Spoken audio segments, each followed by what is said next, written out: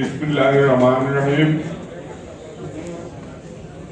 রাফা কর্তৃক আয়োজিত আজকের এই মত বিনিময় সভার সম্মানিত সভাপতি, আপনাদের রাফার সম্মানিত সভাপতি জনাব আব্দুল বারাকাত ভুইয়া, উপস্থিত আছেন আমাদের সবার সুপরিচিত আমাদের শ্রদ্ধাভাজন নেতা পায়রার 5 বারের নির্বাচিত মহাসচিব জনাব আলী হায়দার চৌধুরী, উপস্থিত নেতৃবৃন্দ, উপস্থিত রাফার সদস্যবৃন্দ, আমাদের পায়রার সম্মিলিত গণতান্ত্রিক জোটের প্রার্থীবৃন্দ, আসসালামু আলাইকুম। ভাইরা, আপনারা অনেকক্ষণ বক্তব্য শুনছেন। কালকেও আমি বলেছিলাম যে আসলে প্যানেল প্রধানের বক্তব্য শোনার জন্য আপনারা অপেক্ষা করেন, কিন্তু আপনারা আসেন দেরিতে, যাইতে চান তাড়াতাড়ি। এই জন্য আমি অনুরোধ করব, কালকে আমাদের যে সোনারগাঁর যে প্রার্থী পরিস্থিতি সভা এবং আলোচনা সভা হবে, সেখানে প্রধান অতিথি হিসেবে উপস্থিত থাকবে সাবেক সংসদ সদস্য, সাবেক বাংলাদেশ ক্রিকেট বোর্ডের সম্মানিত সভাপতি, আমাদের সবার পরিচিত অনেক অভিজ্ঞ ব্যবসায়ী জনাব আলী আসগর লবি সাহেব, আরো অনেকে থাকবেন। রাফার সদস্য ভাইদেরকে অনুরোধ করবো, কালকে 6টার মিটিং, আপনারা 6:30টার মধ্যে চলে আসবেন।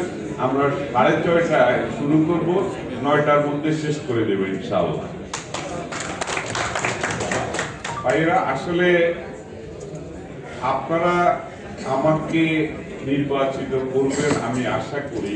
নির্বাচিত হওয়ার পরে আমি ক্ষমতার মালিক হব না, আপনারা আমাকে দায়িত্ব দিবেন। এই দায়িত্বটা আমি সুচারুভাবে পালন করার চেষ্টা করব, এই প্রতিশ্রুতি আমি আপনাদেরকে দিচ্ছি। অভিজ্ঞতা, আসলে যারা বলে যে অভিজ্ঞ নন, আমি তো সিনিয়র সহসভাপতি হওয়ার আগে আমি পায়রার কোনো নির্বাচনে অংশগ্রহণ করি। সেলিম সাহেব সভাপতি হয়েছেন, তিনিও এর আগে সভাপতি নির্বাচন করেন। মহাসচিব 5 বার হয়েছে, এর আগে উনি বলছেন যে উনি এর আগে নির্বাচন করেন নাই, উনি প্রথম মহাসচিব হয়েছেন নির্বাচনের মাধ্যমে। এখন আমাদের সবাইকে, আমরা নবীন এবং প্রবীণ মিলে আমরা যে প্যানেলটা দিয়েছি, আমি আশা করব আপনারা পূর্ণ প্যানেল যদি আমাদেরকে নির্বাচিত করেন, আমি এই টিমকে নিয়ে পায়রার প্রতি ইতিহাস মুছে ফেলবো ইনশাআল্লাহ। আমি পায়রাকে ডেলে সাজাবো এবং আগামী দিনে আমাদের ভাইরা সকল সদস্যের সম অধিকার প্রতিষ্ঠা করব। আমরা অতীত ভুলে যেতে কারোর সমালোচনা করব না, কারোর সম্বন্ধে আলোচনা করব না। আমি কি করব আমি সেটা বলবো। আমাদের গতকালকে আমি বলেছি, আতিকুর রহমান বিশ্বাস ঢাকা বিশ্ববিদ্যালয়ের মেধাবী ছাত্র, তুকুর ছাত্র নেতা ছিলেন, ছাত্র নেতৃত্ব দিয়েছেন, যুব দলের কেন্দ্রীয় নেতৃত্বে ছিলেন, পায়রার নেতৃত্ব ইতিমধ্যে কোনো পদবি ছাড়া আপনাদের জন্য কাজ করেছেন। সে যে কাজ করতে পারবো এটা দৃষ্টান্ত তুলে ধরেছেন আতিকুর রহমান। আতিক একজন ভালো মানুষ, নেতৃত্ব দেওয়ার অভিজ্ঞতা আছে। আর আমি 2 বার সিনিয়র সহসভাপতি ছিলাম। আসলে সিনিয়র সহসভাপতি বা সহসভাপতি করার কিছু থাকে না, এখানে সভাপতি এবং মহাসচিব দুজনে কাজ করেন। আর যদি সেলিম সাহেবের মতো সভাপতি হয় তাহলে তো কার কথাই শুনবেন না। আমরা যে কাজ করব, আমরা 7-8 জন আলোচনা করে সিদ্ধান্ত নেব। আমি একা কোনো সিদ্ধান্ত নেব না। আমরা যদি জটিল কোনো সমস্যা হয়, তাহলে আমরা সকল সদস্য যারা আমাদের সাধারণ সদস্য সবার মতামত দিব, সবার সাথে আলোচনা করব, তারপরে আমরা সিদ্ধান্ত নেব। আমরা এক্সিকিউটিভ কমিটির 7-8 জন কোনো সিদ্ধান্ত নেব না জটিল কোনো সমস্যা হলে। আমি আপনাদেরকে প্রতিশ্রুতি দিচ্ছি, আগামী দিনে আমাদের বিভিন্ন দেশে আমরা জনশক্তি রপ্তানির বাজার উন্মোচন করব ইনশাআল্লাহ।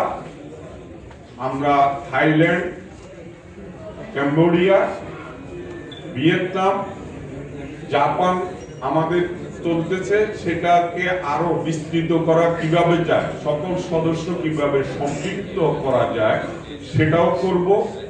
আমাদের জার্মানিতে জনশক্তি আমরা পাঠাতে পারি, আমরা ফ্রান্সে পাঠাতে পারি, ইতালিতে পাঠাতে পারি, পোল্যান্ড সহ অন্যান্য ইউরোপে দেশে অনেক, কিন্তু আমাদের অনেক রকম সমস্যা আছে। সে সমস্যা আমরা পররাষ্ট্র মন্ত্রণালয়, প্রবাসী কল্যাণ মন্ত্রণালয় আমরা সমন্বয় করে আমাদের ভাইরা আমরা টিম গঠন করব। টিম গঠন করে আমরা প্রত্যেক দেশে আমাদের টিম পাঠাবো। এবং আমাদের যে বিশাল জটিলতা, ভারতের ম্যাক্সিমাম ইউরোপিয়ান দেশের দূতাবাস, আমরা ইউরোপের যে দেশে আমাদের লোক যাবে সে দেশের দূতাবাস আমরা আমাদের বাংলাদেশে নিয়ে আসার চেষ্টা করব ইনশাআল্লাহ। সর্বোপরি আমাদের সদস্যদের সমস্যা কি, যিনি সমস্যা সম্বন্ধে অবহিত আছেন তিনি সমাধান করতে পারবেন। আমাদের এই 7-8 জন আমরা জানি যে কি কি সমস্যার সম্মুখীন হচ্ছে আমাদের সাধারণ সদস্যরা।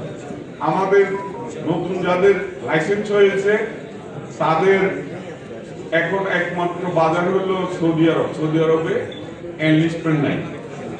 ইনশাআল্লাহ কথা দিচ্ছি, আমাদের এই নতুন লাইসেন্স যারা ধারী তারা অফিস আছে, লাইসেন্সে বিনিয়োগ করেছেন, অফিসে বিনিয়োগ করেছেন, অফিস চালাচ্ছেন, তারা কিন্তু ব্যবসা করতে পারছেন না। আমাদের প্রথম কাজ হবে তাদের সৌদি দূতাবাসে এনলিস্টমেন্ট করা।